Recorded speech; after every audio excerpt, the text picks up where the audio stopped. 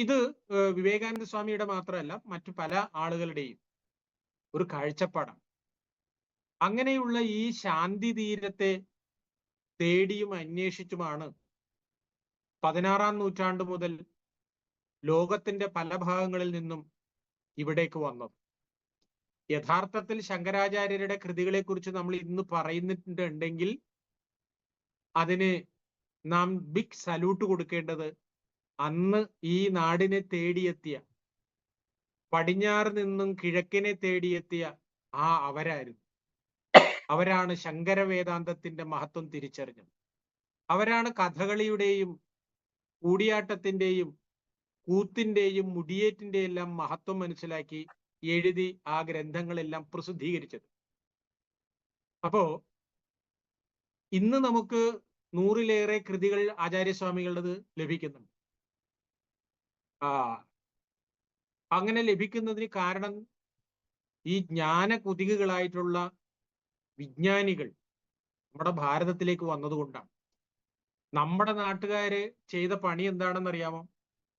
ആർക്കും ഈ സാധനം പറഞ്ഞു കൊടുക്കില്ലായിരുന്നു. പറഞ്ഞു കൊടുക്കില്ല എന്ന് മാത്രമല്ല, ഇത് ആരെങ്കിലും ചൊല്ലിക്കഴിഞ്ഞാൽ നിങ്ങളുടെ തല പൊട്ടിത്തെറിക്കും, പെണ്ണുങ്ങൾക്ക് ഇത് വായിക്കാൻ പാടില്ല, ഇങ്ങനെ എല്ലാ അഭ്യാസങ്ങളും കയ്യിലുള്ള ഒരു ജനതയാണ് നമ്മുടെ. അത് തെറ്റാണ് എന്ന് പറയാൻ വേണ്ടിയിട്ടാണ് എഴുത്തച്ഛൻ ഹരിനാമ കീർത്തനം എഴുതിയത്. ഋതുവായ പെണ്ണിനും ഇരപ്പനും ദാഹകനും എളുതാവതല്ല ഹരിനാമ കീർത്തനം എന്ന് പറഞ്ഞു. അല്ലെ? ഇതൊക്കെ ഈ വേഷം കെട്ടൊക്കെ മാറ്റിവെക്കുക. എല്ലാ മക്കളും ദൈവത്തിന്റെ സൃഷ്ടിയാണ്. അവിടെ ആണെന്നോ പെണ്ണെന്നോ കറുത്തവനെന്നോ വെളുത്തവനെന്നോ പൊക്കം കൂടിയവനെന്നോ പൊക്കം കുറഞ്ഞവനെന്നോ ഇല്ല. അങ്ങനെ ഭേദകൽപ്പന വെക്കുന്നവർ അവർ ഈ യഥാർത്ഥത്തിലുള്ള അദ്വൈതത്തിനെതിരാണ്. ഇതാണ് ശരിയായ കാഴ്ചപ്പാട്. അപ്പോ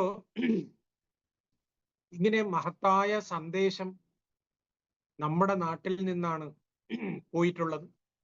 പക്ഷെ അങ്ങനെ പോയിട്ടുണ്ടെങ്കിൽ പോലും നേരത്തെ പറഞ്ഞതുപോലെ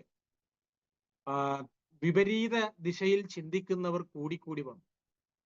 അതാണ് ഇവിടെ ഈ അദ്വൈതം ജനിച്ച നാട്ടിൽ ആദിശങ്കരൻ പിളർന്ന ഈ മണ്ണിൽ എങ്ങനെയാണ് ഇത്തരത്തിൽ ഒരു വിഭാഗീയത നമുക്ക് കാണാൻ സാധിക്കുന്നത്.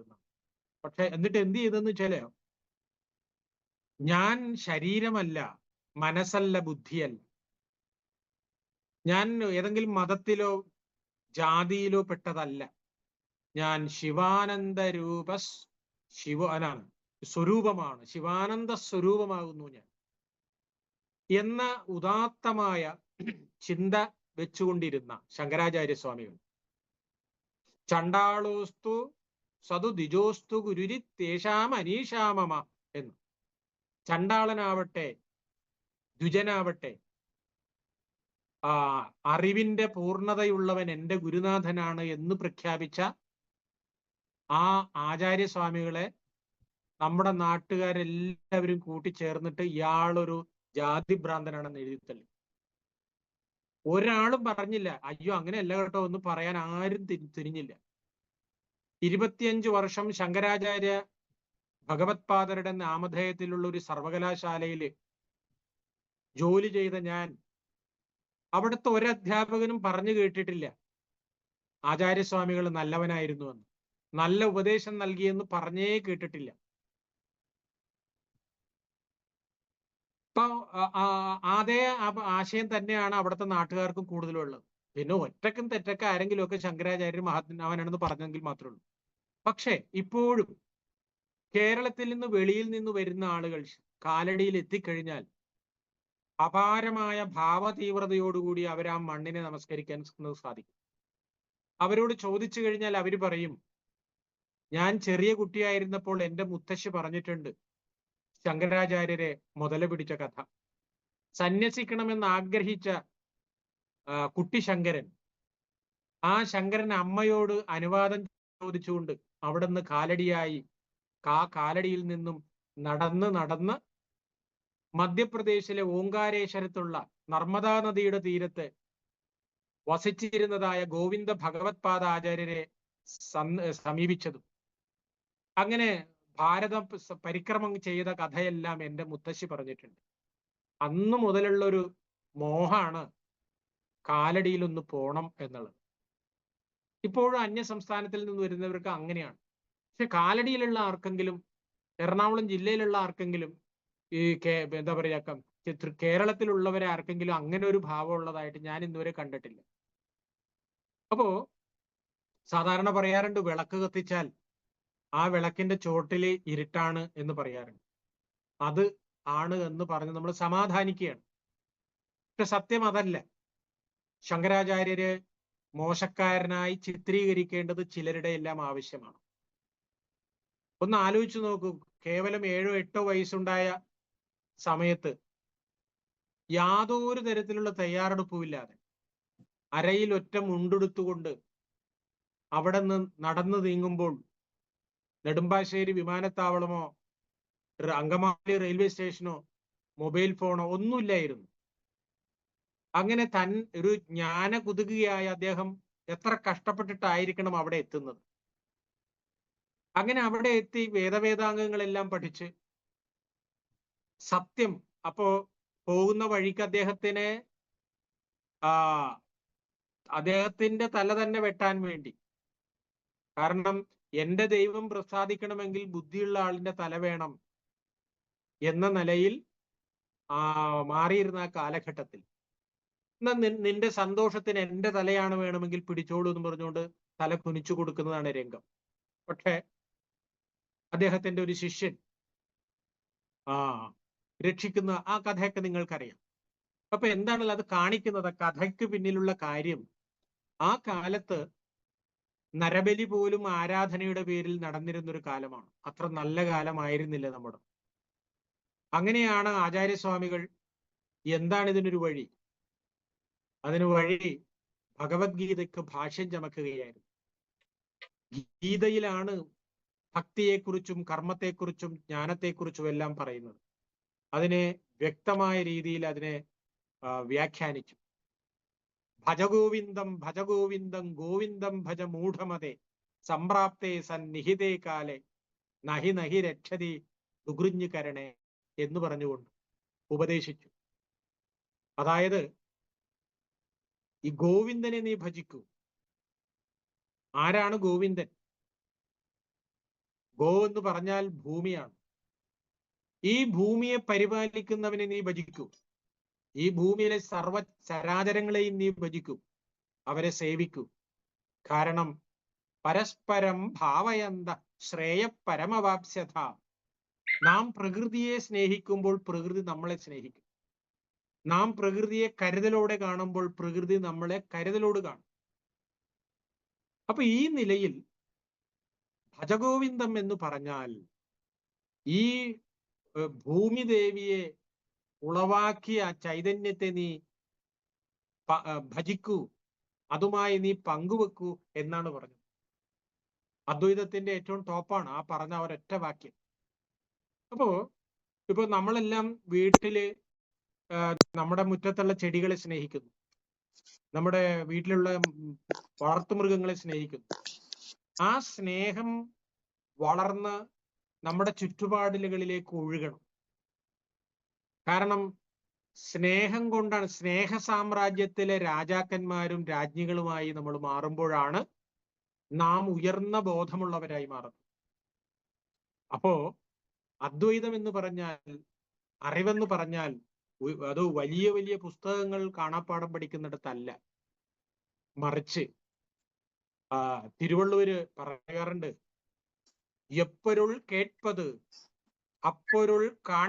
അപ്പൊരുൾ മെയ്പ്പൊരുൾ കാൺപത് അറിവ് എന്നാണ്.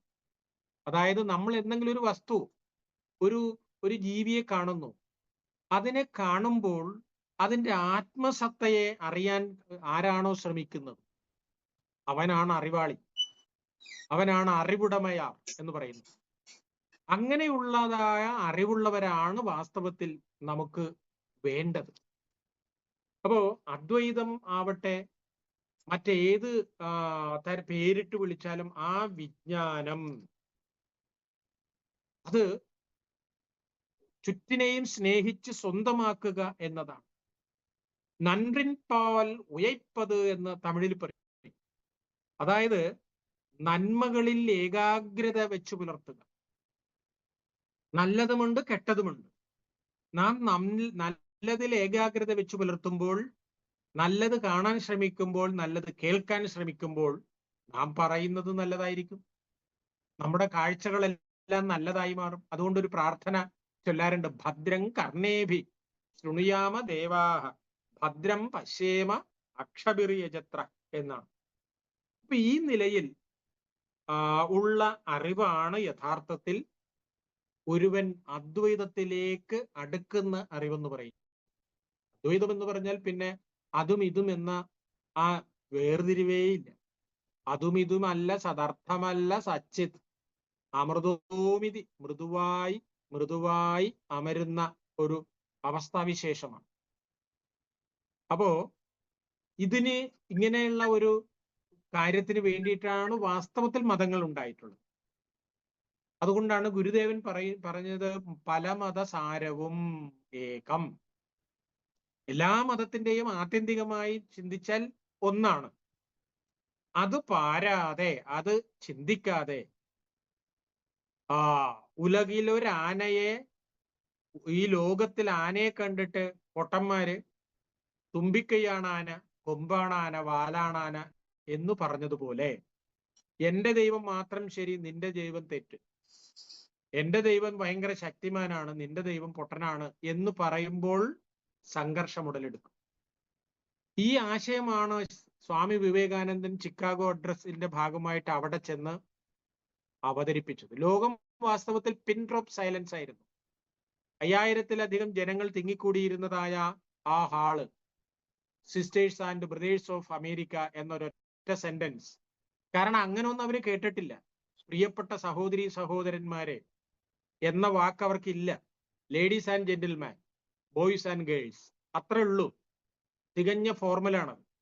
പക്ഷെ ഈ ജഗത്തിലെ എല്ലാത്തിനെയും സ്നേഹിക്കുന്ന ഒരു മഹാത്മാവിൽ നിന്നും പ്രിയപ്പെട്ട സഹോദരി സഹോദരന്മാരെ എന്ന ഒരു വാക്ക് കേട്ടപ്പോൾ അവിടെ കൂടിയിരുന്ന ആളുകൾക്കെല്ലാം മൊട്ടുസൂചി ഇട്ടാൽ പോലും കേൾക്കുന്ന തരത്തിൽ സൈലന്റ് ആയിരുന്നു.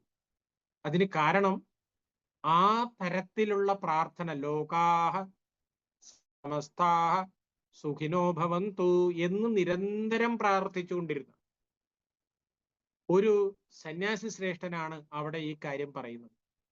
അവിടെയാണ് ഈ നിത്യസ്നേഹം എന്ന കാര്യം വരുന്നത്.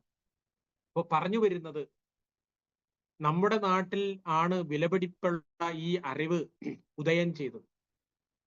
പക്ഷെ കുറച്ച് ആളുകൾ മാത്രമാണ് അതിന്റെ ഗരിമയെ മനസ്സിലാക്കിയത്. അതിന് കാരണം ഇതൊന്നും തന്നെ വിദ്യാഭ്യാസത്തിലൂടെ ഒരു കാലത്തിൽ ലഭിക്കരുത് എന്ന് പോയ നൂറ്റാണ്ടിന്റെ തുടക്കത്തിൽ നമ്മളെ ഭരിച്ചിരുന്നവർ അവര് എഴുതി വെച്ചിരുന്നു.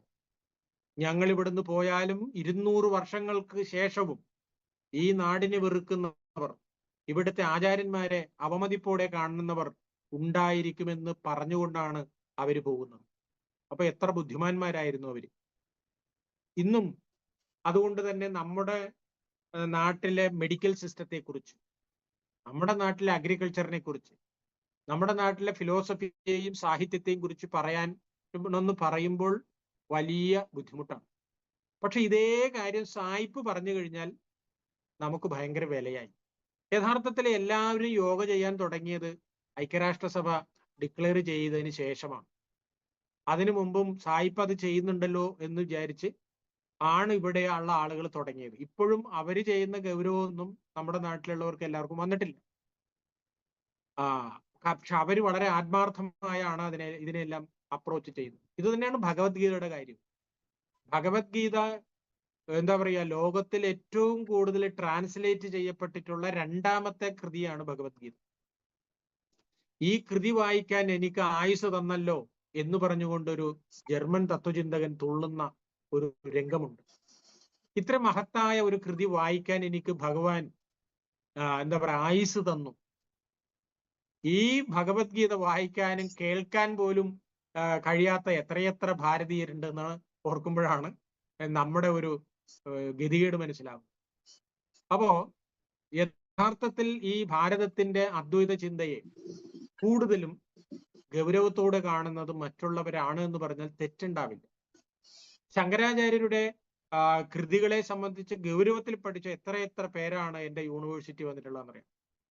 അവരോരോ വാക്ക് പറയുമ്പോഴും അവര് എന്താണ് ഭക്തിയുടെ ഉയർന്ന തലത്തിൽ നിന്നുകൊണ്ടാണ് ആ പറയുന്ന വാക്കുകളെല്ലാം തന്നെ അങ്ങേയറ്റം പ്രായോഗികതയുള്ളതാണ്. അതാണ് നമ്മൾ മനസ്സിലാക്കേണ്ടത്. ഉദാഹരണം പറഞ്ഞാൽ ദേയം ദീനജനായ ച വിത്തം, കഷ്ടപ്പെടുന്ന ആളുകളെ നമ്മൾ സഹായിക്കണം. ഇത് വലിയ ഫിലോസഫിയാണ്.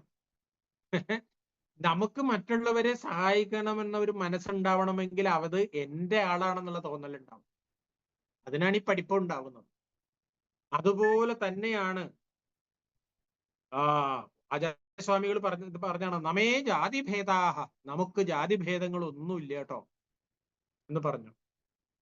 പിന്നെയും പറഞ്ഞു സർവഭൂതഹിതേ രതാഹ, ഇതാണ് അദ്വൈതം. അതായത് എല്ലാ ജീവജാലങ്ങളെയും അവരുടെ ഹിതത്തിന് വേണ്ടി നീ ജീവിക്കുമ്പോൾ നീ അദ്വൈതിയായി മാറും. എന്നിട്ട് പറഞ്ഞു നീ നേടിയ അറിവ് തത്വോപദേശം കൃപയൈവ കുര്യാത്, അങ്ങേയറ്റത്തെ കൃപയോടുകൂടി കാരുണ്യത്തോടുകൂടി വേണം മറ്റുള്ളവരിലേക്ക് പകർന്നു കൊടുക്കാൻ. സൂക്ഷിച്ചുപയോഗിക്കണം വാക്കുകൾ. കാരണം വാക്ക് ബ്രഹ്മമാകുന്നു. അത് കേൾക്കുന്നവരിൽ ആനന്ദത്തെ നിറക്കുന്ന തരത്തിലായിരിക്കണം. ഒപ്പം പറയുന്നു ജന്തുഷു ഭഗവത് ഭാവം ഭഗവതി ഭൂതാനി പശ്യതി. അദ്വൈതത്തിന്റെ വേറൊരു ടോപ്പാണ്. ജന്തുക്കളിൽ ഭഗവാനെ നീ കാണണം. ഏത് ജന്തുവിനെയും കാണാം. സുബ്രഹ്മണ്യ ഭാരതിയുടെ ഒരു പാട്ടുണ്ട്, കാക്കേ ചിറകിനിലെ നന്ദലാല ഉൻ കരിയ നിറം കാൺപതിലെ നന്ദലാല എന്ന്. അതായത് ഒരു കാക്കയെ കാണുമ്പോൾ കൃഷ്ണനോട് പറയാണ്, നിന്നെയാണ് ഞാൻ കാണുന്ന ഈ കാക്കയുടെ കറുപ്പിലൂടെ. ഒരു എന്താ പച്ചില കാണുമ്പോഴും നീ ഓടക്കുഴല് വായിക്കാൻ വേണ്ടി എന്താ പറയാ ആലിൽ ഇരുന്ന സംഭവം ഉണ്ടല്ലോ, അതാണ് എന്റെ ഓർമ്മയിൽ വരുന്നത്. ഇങ്ങനെ എന്ത് കണ്ടാലും യാതൊന്നു കാൺപതതു നാരായണ പ്രതിമ. ഏത് ശബ്ദം കേട്ടാലും നിന്റെ ആ ശബ്ദമായിട്ടാണ് എനിക്ക് തോന്നുന്നത്. കുഞ്ഞുങ്ങളുടെ കരച്ചിലും കാക്കയുടെ ആ കരച്ചിലും എല്ലാത്തിലും ഞാൻ നിന്റെ എന്താണ് നിന്റെ ശബ്ദമാണ് ഞാൻ കാണുന്നത്. നീ പാടിയ പാട്ടിൽ ആ പാട്ടിന്റെ രാഗമായിട്ട് ഭഗവാനെ നിന്നെയാണ് ഞാൻ അനുഭവിക്കുന്നത്. ഇങ്ങനെ ചുറ്റിനുമുള്ള എല്ലാത്തിലും ഭഗവാനെ കാണുന്ന ഒരുവൻ എന്തൊരു ഉയർന്ന തലത്തിലുള്ള മഹാത്മാവായിരിക്കും. അതാണ് അദ്വൈതം എന്ന് പറയുന്നത്. അപ്പോ ആ തരത്തിലാണ് നാം എന്താണ് അറിവ് നേടേണ്ടത്. അതാണ് സമ്പത്ത്. അതല്ലാതെ മാ കുരു ധന ജന യൗവന ഗർവം. പണമുണ്ട്, ആരോഗ്യമുണ്ട്, ബന്ധുക്കളുണ്ട്, അധികാരമുണ്ട്, ഗർവ് പാടില്ല. എല്ലാത്തിനും 15 നാഴിക മാത്രമേ ഉള്ളൂ. ഒരു കുമിളയുടെ അത്രമേ ദീർഘായുസുള്ളൂ. അപ്പൊ അതിലൊന്നും നീ അഹങ്കരിക്കരുത്. നീ അമരനാണ്. ആ അമരത്വത്തെ അനുഭവിക്കുക. ഇങ്ങനെ പറഞ്ഞുകൊണ്ടുള്ള ഉപദേശങ്ങൾ എത്രയെത്ര ആണ് എന്ന് ചോദിച്ചാൽ പറഞ്ഞറിയിക്കാൻ സാധ്യമല്ല. ഇത് ചെറിയ കുട്ടിക്ക് പോലും മനസ്സിലാവുന്ന കാര്യങ്ങളാണ്. ഏറ്റവും ചെറിയ കുട്ടി ശങ്കരാചാര്യ സ്വാമികളുടെ മാതൃപഞ്ചകം നിങ്ങളെല്ലാം കേട്ടിട്ടുള്ളതാണ്. ആസ്ഥാന്താവതിയം പ്രസൂതി സമയേ ശൂലവ്യഥ എന്നും പറഞ്ഞ് തുടങ്ങുന്നത്. എന്നെ പ്രസവിക്കുന്ന സമയത്ത് നെഞ്ചുരുക്കുന്ന വേദനയോടുകൂടി അമ്മ നീ അനുഭവിച്ച ആ നൊമ്പരത്തിന് എന്ത് കൂലിയാണ് എനിക്ക് ചെയ്യാൻ സാധിക്കുന്നത്? അല്ലെങ്കിൽ ഏത് മകനാണ് അമ്മയുടെ വേദനയ്ക്ക് പകരം കൊടുക്കാൻ സാധിക്കുന്നത്? നമ്മുടെ സ്കൂളുകളിൽ ഈ ഒരൊറ്റ സാധനം പഠിപ്പിച്ചു കഴിഞ്ഞാൽ ആ കുഞ്ഞ് എന്താ പറയുക, മാതൃദേവനായി മാറും. കാണുന്നതിലെല്ലാം മാതൃത്വത്തെ ദർശിക്കുമെന്നുള്ളത്. ഇങ്ങനെ മനുഷ്യ സാധ്യതയുടെ ശാസ്ത്രമാണ് വേദാന്തം, അദ്വൈതം എന്ന് പറഞ്ഞു. മനുഷ്യനെ നല്ലവൻ മനുഷ്യനാക്കുക എന്നുള്ളതാണ്, മൂല്യവർദ്ധിതനായ മനുഷ്യനാക്കി മാറ്റുക. അതാണ് ഗുരുദേവൻ പറഞ്ഞത്, നല്ല മനുഷ്യനാവുക. തന്നെയാണ് നാരായണീയത്തിലും പറഞ്ഞത്, മനുർഭവ, മനുഷ്യനാവുക, രൂപം കൊണ്ടല്ല ഭാവം കൊണ്ട് നല്ല മനുഷ്യനാവുക. ഈ നിലയിൽ ഉള്ള അദ്വൈതം പിറന്നത് നമ്മുടെ ഈ നാട്ടിലാണ്. അത് ലോകം മുഴുവനും പ്രചരിപ്പിക്കാൻ മനുഷ്യരൂപമെടുത്ത ദൈവം ജനിച്ചത് നമ്മുടെ നാട്ടിലാണ്, ആദിശങ്കരൻ. ആ ശങ്കരാചാര്യരെ കുറിച്ച് പറയുന്നത് സദാശിവ സമാരംഭാം ശങ്കരാചാര്യ മധ്യമ എന്നാണ്. ഗുരുക്കന്മാരുടെ കൂട്ടത്തിൽ മധ്യഗുരുവായിട്ടുള്ള ഗുരുവാണ്. ഏത് സമ്പ്രദായത്തിലുള്ള ആളുകളും ആചാര്യസ്വാമികളെ സ്മരിക്കാതിരിക്കില്ല. കാരണം ശൈവനാവട്ടെ, വൈഷ്ണവനാവട്ടെ, ശാക്തേയനാവട്ടെ, ആചാര്യസ്വാമികളുടെ ഒരു സ്തോത്രമെങ്കിലും ചൊല്ലാതെ അവന് ഒരു ദിവസത്തെ കടത്തിവിടാൻ സാധ്യമല്ല എന്നുള്ളത്. അത്രമേൽ ലോകത്തെ സ്നേഹിക്കുകയും അപാരമായ കാരുണ്യത്തോടുകൂടി വിജ്ഞാനം പകരുകയും ചെയ്ത ആചാര്യസ്വാമികളുടെ ഋച്ഛേവടികളിൽ ഈ വാക്കുകൾ സമർപ്പിക്കുന്നു.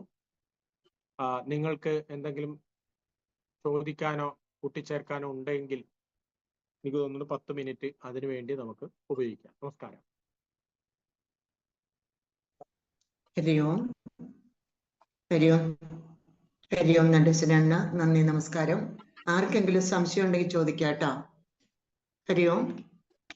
എന്തെങ്കിലും സംശയം ഉണ്ടെങ്കിൽ അണ്ണനോട് ചോദിക്കാം. ഇപ്പോ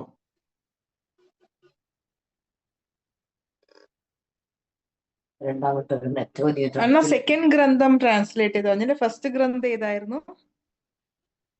ഏതാണ് ഏറ്റവും ട്രാൻസ്ലേറ്റ് ചെയ്ത ഏറ്റവും രണ്ടാമത്തെ ഗ്രന്ഥാണ് ഭഗവത്ഗീത എന്ന് പറഞ്ഞിട്ട്. അപ്പൊ ആദ്യത്തെ ഗ്രന്ഥം എന്തായിരുന്നു? ബൈബിളാണ്. Okay okay. ഹരി ഓം. ഹരി ഓം അണ്ണ. ഹരി ഓം. Thank you. മറ്റാർക്കെങ്കിലും എന്തെങ്കിലും സംശയം ഉണ്ടോ ചോദിച്ചോളൂ.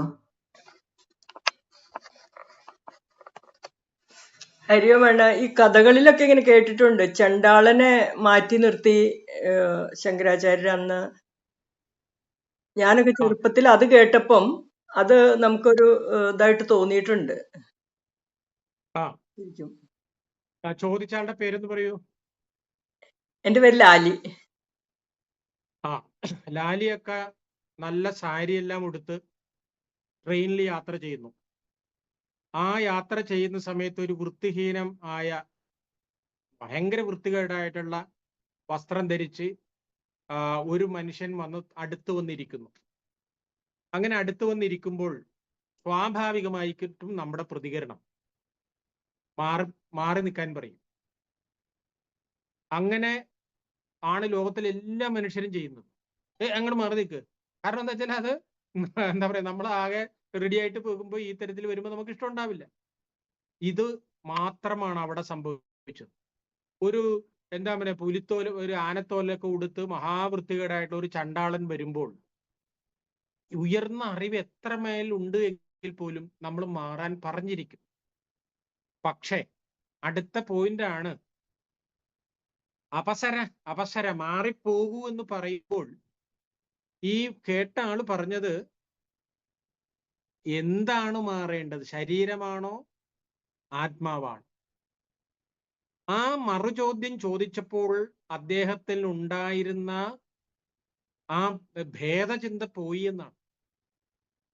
അപ്പോ ഒരു നിമിഷം കൊണ്ട് ഒരു പ്രത്യുത്തരം കേൾക്കുമ്പോൾ തൻ്റെ തിരിച്ചറിവ് തനിക്ക് നേടാൻ സാധിച്ചിട്ടുണ്ടെങ്കിൽ അത് വലിയ ഉയർന്നതല്ലേ. അങ്ങനെ കഴിഞ്ഞതിന് ശേഷമാണ് നേരത്തെ ചൊല്ലിയ ചണ്ടാളോസ്തു സ്വതു ദിജോസ്തു, ഇവൻ എൻ്റെ ഗുരുവാണ് എന്ന് പറയുന്നത് അവിടെയാണ്.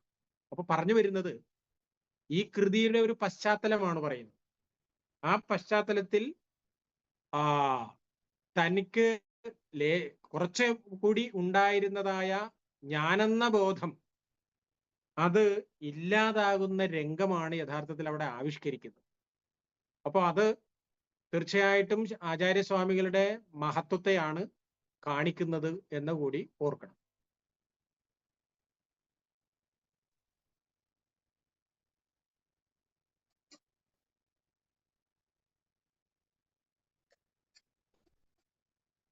പിന്നെ ആ ഒരു കായപ്രവേശം, അങ്ങനെ ഒരു കഥയും കൂടെ. പരകായ പ്രവേശം. പരകായ പ്രവേശം. അതെ അതെ അതെ. അത്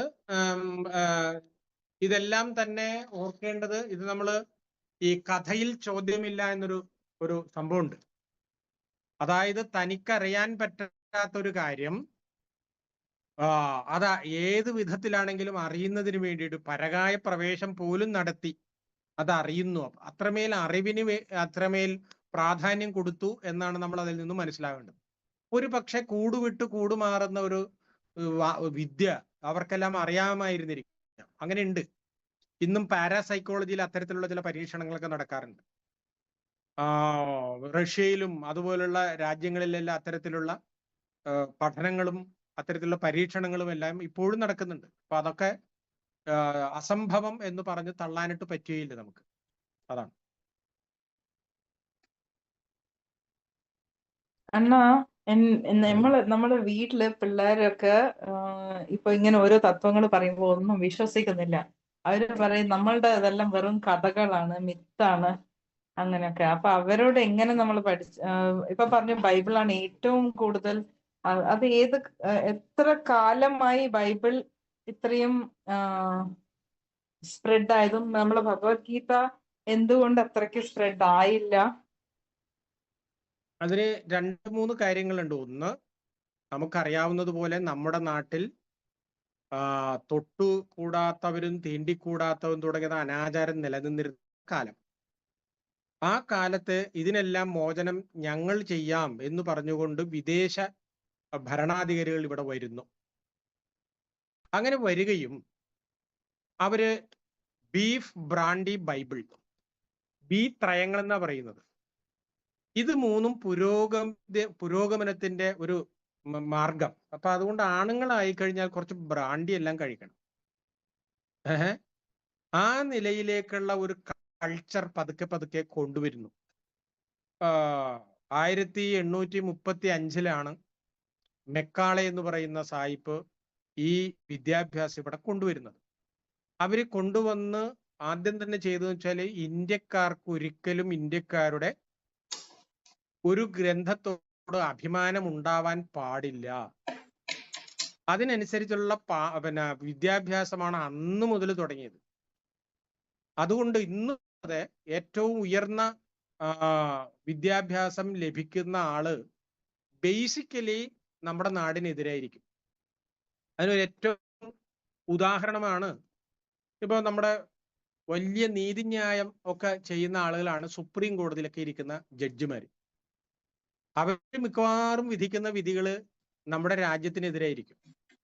പാകിസ്ഥാൻ അനുകൂലമായിട്ട് അവർ വിധിക്കും, ചൈനയ്ക്ക് അനുകൂലമായിട്ട് വിധിക്കും. പക്ഷെ ഈ നാടിനെ എതിരായിട്ടേ അവർ നിൽക്കും. അതുപോലെ തന്നെയാണ് യൂണിവേഴ്സിറ്റിയിലൊക്കെ വർക്ക് ചെയ്യുന്ന വലിയ പ്രൊഫസർമാര് ഈ രാജ്യത്തിനെതിരെ നിൽക്കും. മീഡിയ രംഗത്ത് പ്രവർത്തിക്കുന്നവരും വലിയ എഴുത്തുകാരും ഈ രാജ്യത്തിനെതിരെ നിൽക്കും. ഇപ്പൊ നമുക്കറിയാം അരുന്ധതി റോയിനെ പോലുള്ള ആളുകൾ, അവര് അവരൊക്കെ ഈ നാടെന്ന് പറഞ്ഞാൽ അവർക്ക് അത്ര ദേഷ്യമാണ് അവർക്ക്. അപ്പൊ ഇങ്ങനെ വരാനുള്ള കാരണം ഈ തരത്തിലുള്ള ഒരു വിദ്യാഭ്യാസം കൊടുത്തത് കൊണ്ടാണ്. പിന്നെ ഇപ്പോഴും ഇങ്ങനെ പറഞ്ഞു കഴിഞ്ഞാൽ അവർക്ക് നല്ല വരുമാനമാണ്. ഇപ്പൊ ഉദാഹരണം പറഞ്ഞാൽ ഒരാള് ഈ രാജ്യം മഹാവൃത്തികേടാണ്, അങ്ങനെയാണ് ഇങ്ങനെയാണെന്ന് പറഞ്ഞുകൊണ്ട് ഒരു ലേഖനം എഴുതിയാൽ അവർക്ക് ലഭിക്കുന്നത് ലക്ഷങ്ങളാണ്. അതിനെക്കുറിച്ച് നമ്മൾ പലപ്പോഴും പത്രത്തിൽ വായിച്ചിട്ടുണ്ട്. ഡീപ് സ്റ്റേറ്റ് എന്ന് പറയുന്ന ഒരു ടീമുണ്ട്. കോടികൾ ഒഴുക്കും അവരതിന് വേണ്ടിയിട്ട്. അപ്പോ എഴുത്തുകാര്, ബുദ്ധിജീവികൾ അവർക്ക് വേണ്ടിയിട്ട് എല്ലാ സൗകര്യങ്ങളും ചെയ്തു കൊടുക്കും. ആകെ വേണ്ടത് ഈ നാടിനെ കുറിച്ച് എതിരായിട്ട് പ്രസംഗിച്ചാൽ മാത്രം മതി, അല്ലെങ്കിൽ എഴുതുക, അല്ലെങ്കിൽ കവിത എഴുതുക. അപ്പോ അങ്ങനെയുള്ള വലിയ ഒരു ടീം നമ്മുടെ ഭാരതത്തിൽ വന്നതുകൊണ്ടാണ് അവര് പഠിപ്പിക്കുന്ന കുഞ്ഞുങ്ങള് ഈ പറഞ്ഞ രീതിയിൽ നമ്മുടെ സംസ്കാരത്തെ വെറുക്കാൻ കാരണമാണ്. അത് ഒരു 25 വർഷം കൂടി എടുക്കും. അതുകൊണ്ടാണ് പറയുന്നത് അമൃതകാൽ. എന്താണ് ഭാരതത്തിന്റെ ഒരു ആത്മനിർഭരത എന്ന് പറയുന്ന അത് വരണമെങ്കിൽ ഇനിയും ഒരു 25 വർഷം കൂടി വരും. കാരണം നാം പഠിച്ചു വെച്ചിരിക്കുന്ന പലതും മായ്ച്ചു കളയേണ്ടതുണ്ട്. പലതും സ്വാഭാവികമായിട്ട് അത്തരത്തിലുള്ള പഠനങ്ങളെല്ലാം തുടങ്ങിക്കഴിഞ്ഞപ്പോൾ നമ്മൾ ഈ ഇരിക്കുന്ന ഇത്രയും പേര് യോഗയും ഇത്തരത്തിലുള്ള കാര്യങ്ങളെല്ലാം ചിന്തിക്കുന്നു എങ്കിൽ ഇതുപോലെ ധാരാളം ആളുകൾ ചിന്തിച്ചുകൊണ്ടിരിക്കുന്നുണ്ട്. അപ്പൊ ഇതിന്റെ എല്ലാം പരിണിതി ഫലം പതുക്കെ പതുക്കെ ലഭിക്കും. അത് മാത്രമേ നമുക്ക് ഇന്നിപ്പോ പറയാൻ സാധിക്കുള്ളൂ.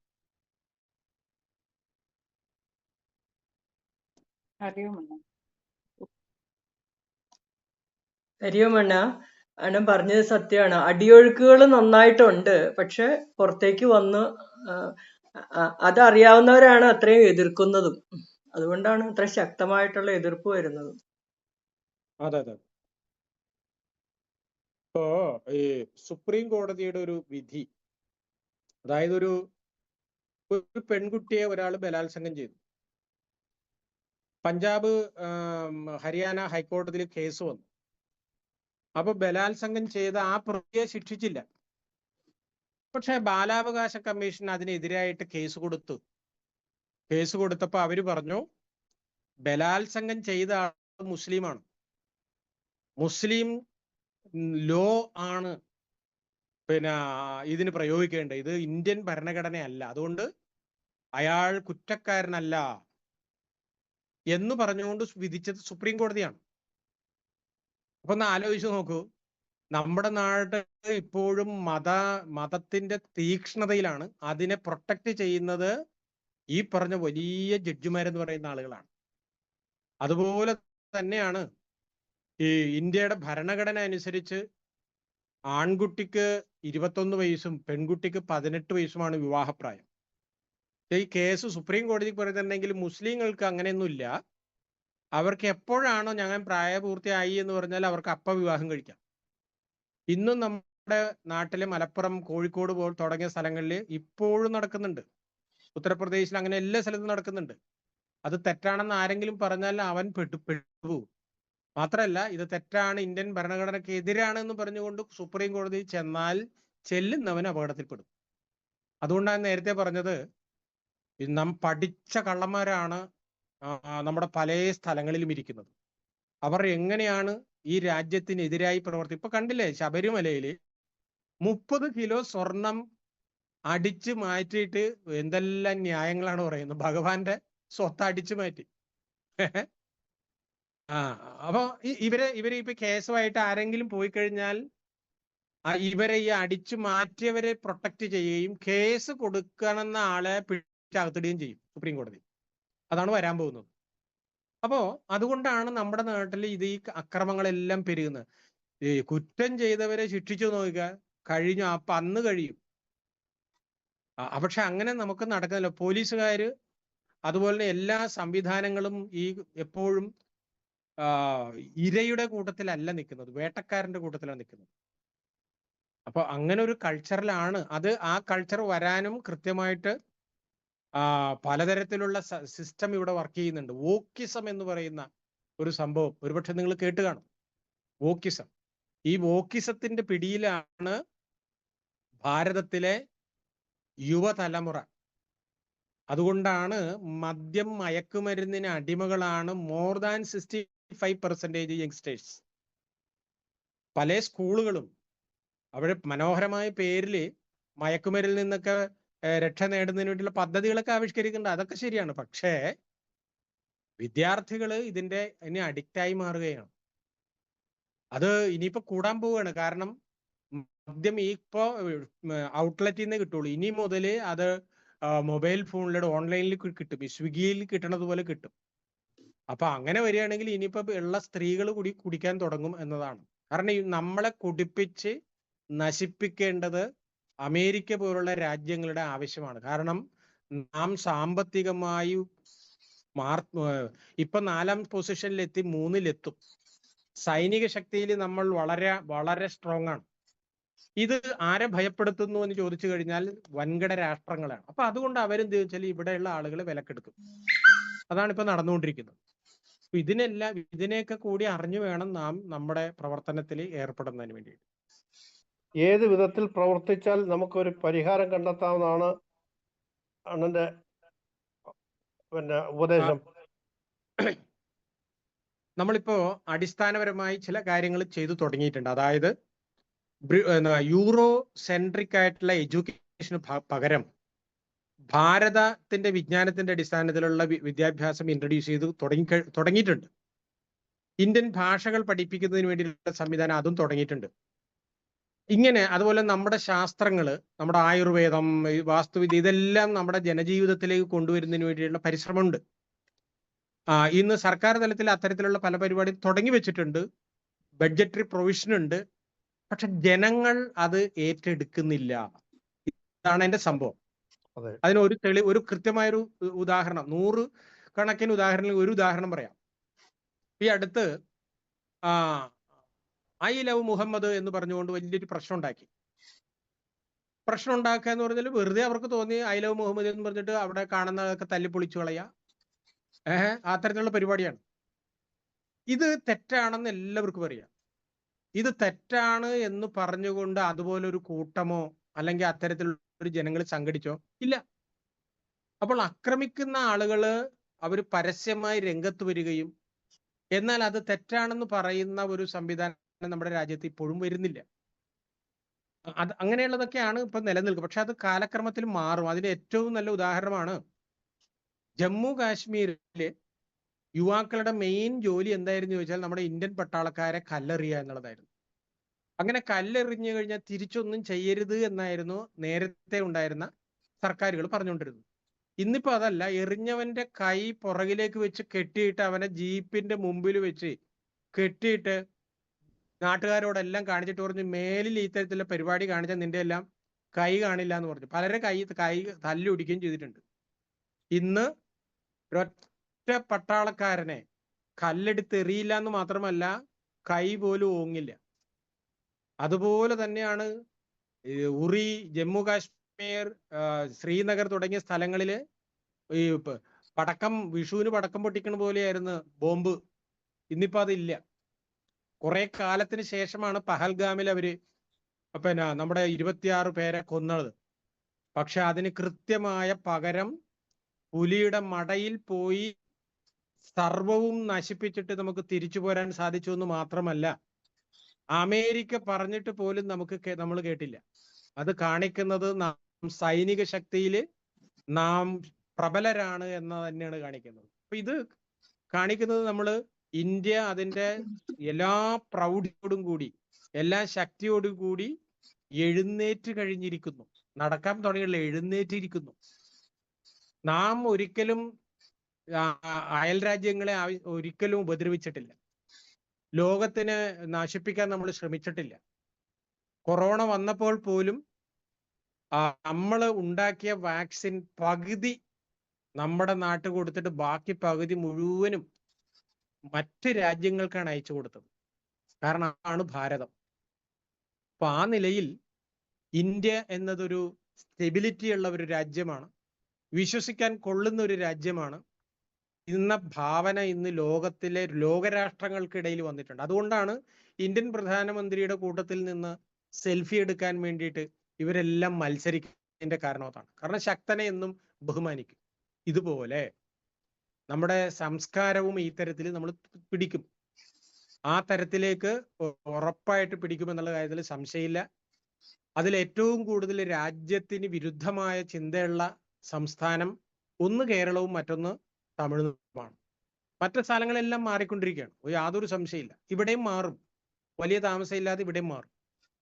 അപ്പൊ അതുകൊണ്ട് നമ്മൾ അതിനു വേണ്ടിയിട്ട് പ്രാർത്ഥിക്കുക, നമ്മൾ അതിനു വേണ്ടിയിട്ട് പ്രയത്നിക്കുക, സത്യം പറയുക, അത്രേ വേണ്ടൂ. അല്ലാതെ നമ്മൾ ഒരിക്കലും ആരുടെ മേളിലും കുതിര കയറാൻ നടക്കാറുമില്ല. ആർഷഭാരത സംസ്കൃതിയിലുള്ള വിദ്യാഭ്യാസം നമ്മുടെ പുതിയ തലമുറയ്ക്ക് കൊടുക്കണമെന്നുള്ള ഉദ്ദേശം കൂടെ കേന്ദ്ര ഗവൺമെന്റ് കൊണ്ടുവന്നപ്പോൾ അതിനെ നഖശികാന്തം എതിർക്കുന്നത് വിദ്യാസമ്പന്നരായ കേരളത്തിലെ ഭരണകർത്താക്കളും ജനങ്ങളുമാണ്. അതെന്തുകൊണ്ടാണ്? അതിന്റെ കാരണമാണ് നേരത്തെ പറഞ്ഞത്. കേരളത്തില് മാത്രമല്ല, എവിടെയാണിപ്പോ യഥാർത്ഥത്തിൽ നമുക്കറിയാം. ഞാൻ പൊളിറ്റിക്സ് ആണോന്ന് ചോദിച്ചാൽ പൊളിറ്റിക്സ് തന്നെ പറയാം. ഇപ്പൊ ഏറ്റവും കൂടുതൽ ഈ രാജ്യത്തെ സ്നേഹിച്ച ഒരു പാർട്ടിയാണ് കോൺഗ്രസ്. അതായത് അരവിന്ദ ഘോഷ്, സുബ്രഹ്മണ്യ ഭാരതി, തിലകൻ തുടങ്ങിയ ആളുകൾ ആ കാലത്ത് 20-ാം നൂറ്റാണ്ടിന്റെ തുടക്കത്തിൽ. പക്ഷെ അവർ മാറി ക്രമത്തിൽ രാജ്യവിരുദ്ധ രീതിയിലേക്ക് മാറി. വാസ്തവത്തിൽ അവരാണ് ഈ കുഴപ്പം മുഴുവനും ഉണ്ടാക്കിയത്, യാതൊരു സംശയമില്ല. അപ്പൊ അതുകൊണ്ട് അവരുണ്ടാക്കിയ ആ കേടുകളെല്ലാം അറ്റകുറ്റപ്പണി ചെയ്ത് പതുക്കെ നമുക്ക് മാറ്റിയേ പറ്റൂ. ഇപ്പം ഈ റിപ്പബ്ലിക്കിലൊക്കെ പാടിയിരുന്ന പാട്ട് സായിപ്പ് അവരുടെ മരണാനന്തര ചടങ്ങിൽ പാടിയിരുന്ന പാട്ടുകളൊക്കെയാണ്. നമ്മുടെ നാടുമായിട്ട് യാതൊരു ബന്ധമില്ലാത്തതാണ്.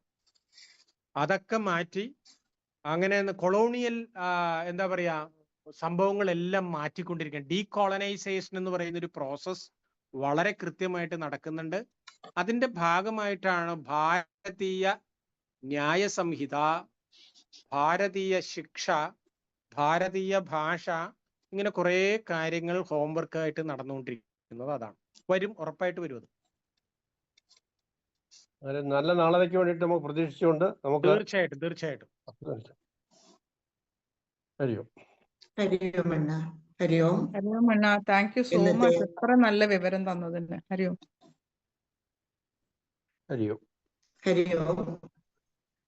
അദ്വൈതം വളർന്ന നാട്, ആദിശങ്കരൻ പിറന്ന നാട്, ഈ രണ്ട് വിഷയത്തിനെ ആസ്പദമാക്കി ഡോക്ടർ എം വി നടേശൻ അണ്ണൻ വളരെ വിശദമായി നമുക്കെല്ലാം പറഞ്ഞു തന്നു. അണ്ണനോട് സമിതിയുടെ പേരിലും ഞങ്ങളുടെ ഓരോരുത്തരുടെ പേരിലുള്ള നന്ദി അറിയിക്കുന്നു. ഹരിയോം അണ്ണ. ഹരിയോം. അതുപോലെ തന്നെ 32-ാമത്തെ ദിവസം, അദ്വൈതാമരത്തിന്റെ 32-ാം ദിവസം ഗുരുസ്തുതിയും ദൈവദശവും വളരെ മനസ്സിനെ സ്പർശിക്കത്തക്ക രീതിയിൽ വളരെ ഭാവനാത്മകമായി അണ്ണൻ പറഞ്ഞതുപോലെ നല്ല ഭംഗിയായി അവതരിപ്പിച്ച സോനാക്കിക്കും സമിതിയുടെ പേരിലും ഞങ്ങളുടെ ഓരോരുത്തരുടെ പേരിലും നന്ദി അറിയിക്കുന്നു. ഹരിയോം അക്ക. ഹരിയോം. ഇത്രയും സമയം, അതായത് 7 മണി മുതൽ 8 മണി കഴിഞ്ഞു, 8 കഴിഞ്ഞ് 1 മിനിറ്റ് കൂടായി. ഇത്രയും സമയം ഇവിടെ വളരെ ആത്മാർത്ഥതയോടെ ഇവയെല്ലാം കേട്ടിരുന്ന നമ്മുടെ എല്ലാ യോഗബന്ധുക്കൾക്കും സമിതിയുടെ പേരിലും എൻ്റെ പേരിലും ഞങ്ങളുടെ ഓരോരുത്തരുടെ പേരിലും നന്ദി അറിയിക്കുന്നു. ഹരിയോം. നമ്മുടെ ഇന്നത്തെ സെഷൻ ഇവിടെ പൂർണ്ണമാകുന്നു. എല്ലാവർക്കും നേരെ ഇരിക്കാം. ലോക കല്യാണ മന്ത്രം ചൊല്ലാം. കൈകളുടെ നമസ്കാരസ്ഥിതി. സർവേ ഭവന്തു സുഖിനഃ, സർവേ സന്തു നിരാമയഃ, സർവേ ഭദ്രാണി പശ്യന്തു, മാ കശ്ചിത് ദുഃഖഭാഗ് ഭവേത്. ഓം ശാന്തി ശാന്തി ശാന്തി. ഹരി ഓം.